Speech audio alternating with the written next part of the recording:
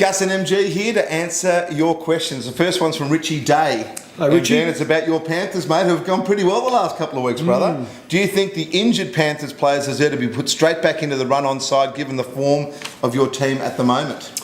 No.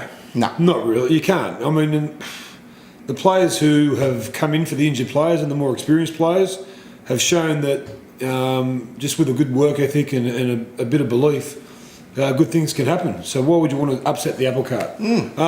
Definitely have them blokes champing at the bit to get back in first grade, but if they're given an easy saloon straight back into the top team, it doesn't send a really good message to those kids who have done the job for them the last month. Yeah, fair call, mate. Melissa Morris says, do you think Peter Sterling made a fair call in saying that Josh Dugan should be banned from playing against the Raiders in round 20? So no drama in playing for the Dragons now, but when they play the Raiders, sorry, mate, you can't play. Well, I actually wrote about this in Rugby League Week this week. It's the exact same thing. I think that the Raiders should be given some sort of compensation. And everyone says, well, you know what, they left amicably. Well, no one likes to lose a superstar like Josh Dugan. David Fernan and him didn't get on.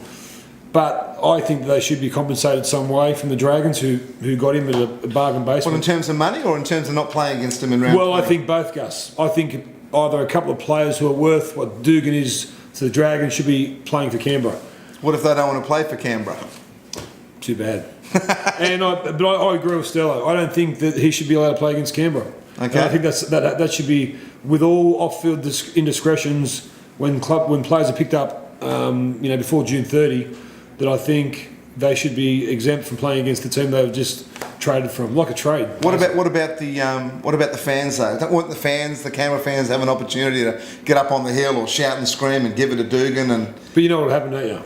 Josh Dugan will win the game for St George. Guaranteed. That's why he can't play for him. Fair enough. Dan Wright, this is my back line for the Blues. Gordon, Hayne, Jay Morris, Jennings, Ferguson. What is yours, my friend?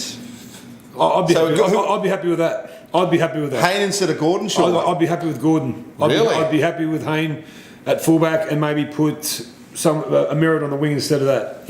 Instead of Gordon. Merritt deserves a spot, doesn't he? You'd think so. What more does he have to do? I mean, I'm a Rooster fan, and but God, he's been on fire, and he knows his way. Two games at his home ground. Yeah, you make a good argument. I don't know what he has to do to get a spot. Is it if they pick him, great. If they don't, sort of they've got someone who's nearly as good. There's no absolute standout. A bit like Willie Mason. Like we're talking about Willie Mason or Fafita or Woods or Grant. If they pick any of them, I think be all right. I think so. I think we've got to mainly get our halves working, and I think if we get the halves that we all expect we'll get. Who's that, Maloney or Pearson Maloney? Pearson Maloney. I think we have a big chance. Okay, mate. Last one from Jeremy Saunders. Thanks for your question, Jeremy. MG, do you think we should bring back a proper reserve grade competition? Well, the New South Wales Rugby League would argue that they've already got one. New South Wales Cup. New South Wales Cup, but I would have to disagree. I think yes, we've got to get to a situation where we bring back under 23s, a proper reserve grade and a first grade and play them all on the same field every weekend. Look forward to seeing you again next week. Enjoy your footy.